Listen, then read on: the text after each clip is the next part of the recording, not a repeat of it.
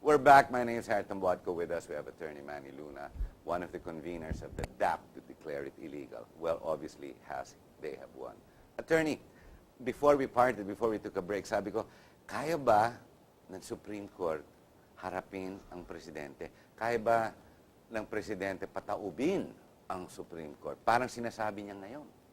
It never happened, except perhaps during martial law, when the Absolute power, martial law. President intimidated the Supreme Court. But Di ba abolished the court for a while and all its powers? He placed a lot of allies there, including his classmates. But in modern times, after EDSA, the Supreme Court has stood its ground. And the people, in times of great crisis such as now, will be supporting the Supreme Court, protecting the institution. Pero naintindihan ba ng taong bayan ang ginagawa ng Supreme Court? Or are the people like me wearing yellow still going around and supporting daan matuwid ng presidente na he's doing the right thing? Kasi when I watched him last Monday, I was astounded. Wow, galit na galit sa Supreme Court. Tinuturuan niya, Supreme Court, hindi naman siya nag-aaral na abogasya, di ba? It just shows how insensitive, well, he lacks some legal knowledge, right, on this matter.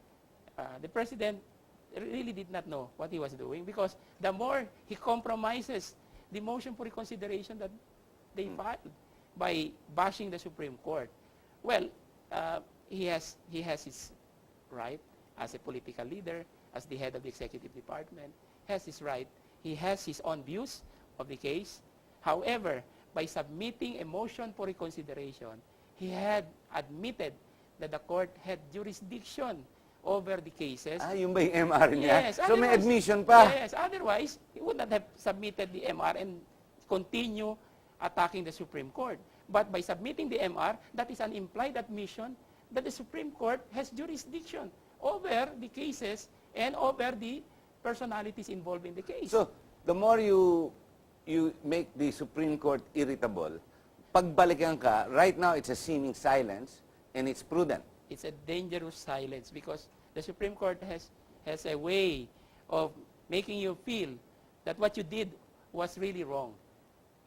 They have their own approach. Pero to pwede pala ba si Noynoy, hindi naman ako abogado, hindi ko naman alam yan. Well, it's not an excuse. An excuse because as president, you should know the law because the Constitution says that the president shall execute the laws, faithfully execute the laws. Oo nga, no, nakataas ang kamay niya. Yes, even if he is not a lawyer. That is a duty imposed by the Constitution. So by attacking the Supreme Court, he is disturbing the delicate balance among the three departments of government. Why is it, Attorney, the spokespeople of the President seem to come on TV very strongly? Now, I know they backtracked last Thursday. Mag-backtrack na si Coloma. At sabi niya, hindi, mag-adhere na daw sila sa Korte Suprema. The question, I guess, remains is there any other option? Correct? Wala, no? They have no choice. Pag sinabihan ka na ng Korte Suprema, that's the law of the land. Yes. That is our constitutional scheme. The Supreme Court will have a final say on what the law is on a particular case. And regardless of your position, regardless of your opinion, whether you like your it or opinion not. Yes, and position, yes, you may agree or disagree with the decision. they don't care. They don't care because the Constitution says that they decide these cases based on their best light and based on the Constitution. Pero attorney, since they have no sword, they don't have the purse, what strength do they have? Binastos na ng presidente, binabatikos pa ngayon ng mga kongreso, di ba? Tinatakot pa sila sa budget nila. Anong pwedeng gawin ng Supreme Court? Kailangan ba mag-rally pa yung mga tao para tumayo sa likod If you niya? remember the case, the unsuccessful impeachment case against former Chief Justice Davide, wherein the Congress was seemingly trying to entertain that the second impeachment complaint, which is banned by the Constitution because of the one-year ban, the people rallied behind Chief Justice Davide. And Congress was intimidated, natakot. Eventually, they dismissed the petition. They dismissed because the Supreme Court also came up with a decision saying that is barred by the Constitution. You cannot entertain a second or more complaints during O, isa lang per Sure, year. Yes, Per a year. single year where there was already a previous complaint for impeachment. So itong ginagawa ng Kongreso ngayon, kasama ng executive, it seems two-pronged sila, linalabanan nila Supreme Court. They are inviting trouble actually because We don't call this the Yes, constitutional crisis. It's not. It's not. The people, being the highest institution in Pero the state, this is the point, Attorney. Kung hawak ni Noynoy ang taong bayan, namamanipulate niya yung eleksyon, namamanipulate niya yung survey, namamanipulate niya yung mga sundalo, sandatang Pilipino, di ba? Namamanipulate niya yung Kongreso.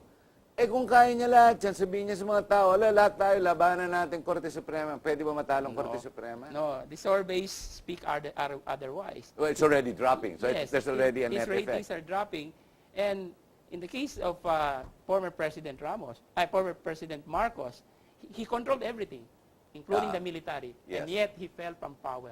That is an important But lesson. after 20 plus years, Yes, but he still fell. yeah, he still fell because the people will finally overcome whatever obstacles that a corrupt or a dictatorial government will put up against them. Because they are the highest political sovereign within the state. You and I agree, the statement, absolute power and absolute power corrupts absolutely. Can we safely say it's beginning to seem like absolute power with the executive at this point? We see that because... You agree with that? In the case of the budget, there is a fiscal dictatorship because Congress, which holds the power of the purse, was castrated by Yes. the executive. It is as if the executive controls Pero bakit sila Congress. pumayag? Well, It's obvious, the executive controls Congress. Ba't pumayag yung mga because there were congressmen? fund releases. So nabili ang sourced Kongreso. from DAP. Including the Senate, when you say Congress, Yes. Congressmen and the senators. So silang dalawa nabili ng presidente. Well, I don't say nabili, but But isn't that what... probably they were But bribed. many of them are saying, did you know today a bill was filed by Nery Colmenares and the Yes. group, and they are trying to impeach the president. Yeah. Of course, Neil Tupas and all the other groups, the allies, are all holding back. Now, ang kini-question nga dito, just the 6 billion or 8 billion sa DAP na napunta sa Kongreso because of the No, RH bill. 17 billion. 17 billion. Billion, correction. Hindi, 17 billion. pero hindi pa kasama dyan yung RH kasi may binili na siya sa Ay, hindi RH. pa. Hindi pa. 17 billion. Sa DAP pa lang to, Sa DAP. sa Senado pa lang to, Yes, tsaka sa Kongreso. yes. Biro mo, sinasabi ngayon ng mga senador, hindi naman nila, ginamit naman nila ng tama, gaya ni Drilon na una lumabas. That's what also they said when it comes to the implementation of their projects in the PDAP, right? Correct. Which was Luba. riddled with anomalies, irregularities. Janet Because Napoles. here the DAP, part of the DAP, a portion of the DAP was used to augment an unconstitutional PDAP. The documents from the released by the DBM showed that the unconstitutional PDAP was augmented by funds coming from the unconstitutional DAP. This is a double unconstitutionality. And to my mind, this is a first in our political history. When I read that decision, it was trying to tell me, correct me if I'm wrong, that the recipients of the DAP funds have to account for it. Is this correct? If they relied in good faith and they qualify as beneficiaries, Except for the one in the Senate. Eh. Hindi They naman don't have good to faith yung explain. sinasabi ng Malacanang, hindi kasama yung sa Senado eh. No. Binigay nila eh. they cannot say that some groups are immune, but because the decision itself will provide the guidelines. The decision provides the guidelines actually. So lahat sila ngayon, they have to account for it. Is that what you're yes, saying? because they are the authors, proponents, and implementers. So we are talking here of a crisis in the executive and legislative department. So anong nangyari ngayon, stage 1 pa lang, illegal ang DAP. Yes. Stage 2, hahabulin yung DAP. Accountability, charges. Because Sino nga habol kung hawak ng presidente lahat? Hawak niya ang ombudsman, hawak niya ang DOJ, hawak niya ang taong bayan eh, pagdating sa yellow ribbon, di ba? Well, I still believe that it's a temporary thing. These people who are investigating the biggest scandal of this country will probably, realize that the people is the highest sovereign and therefore the people are their true masters. that loyalty to the president would mean nothing when it comes to loyalty to the people. But surely, the tyranny of the masses, sometimes it's even called Mob rule. mob rule. Mob rule, yes. Mob rule cannot overpower rule of law. That's correct. Hindi pwede, di ba? Yes. Rule of law has to remain and be sustainable as the leader of everything, correct? That's correct. But Without the discipline, chaos. yes, but there's Tyranny. there's an exception. In times of revolutions, laws would have to give way to the political development that has transcended, that has risen out of a situation. Like people power Yes, period, the yes, revolutionary power yes. of In Cory. fact, in a revolutionary type of government, the laws will be subservient to the interest Of the people. of the people who have replaced their government. Just like Cory, she ruled as a revolutionary president and had legislative powers. Kaya constitutional, Because the yung Constitution, 1987 the Constitution. 1973 Constitution was abrogated. Well, I call it disrepair, but nevertheless, Yes. it seems like it's disrepair because the way it's turning out now, parang Yeah. ganon. So, well, the palace has every right to be jittered, to be in a panic mode. Do you I think should they are say. in panic mode? Yes. In spite of their declarations, and lumalabas si Coloma, si La Sierda, parang galit Balte. pa sa taong bayan And eh. even Balte. Oh, Balte. And even their allies in Congress. The fact that they are integrating and consolidating their forces and their efforts Is that what they're doing now? to hit the Supreme Court, that's a sign. That's a Panic. clear sign of panic.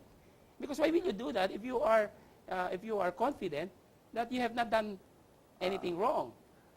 See? And why will you show to the people at a televised, well, abbreviated televised cabinet meeting, right? I remember in the past, when presidents were at their lowest point, they That's when show they to the use it. people that they are in meeting with cabinet members or with some generals to scare of the people. But, Yeah. but that would not It won't succeed. work today. It won't work. It won't work. The more we are politically mature, we have become politically matured. In other words, thanks to people power, nasawa na Yes. tayo We are more at madali experienced. makita We are na. more experienced. We cannot be intimidated. Cannot be intimidated. Yes, we can be Okay, intimidated. ladies and gentlemen, we're going to have to take a short break again. We'll just do a quick station ID. Stay with us. And let's discuss this issue until our faces turn yellow. No, I mean black. No, I mean yellow. Nuloko ko lang kayo. Babalik po tayo kagad.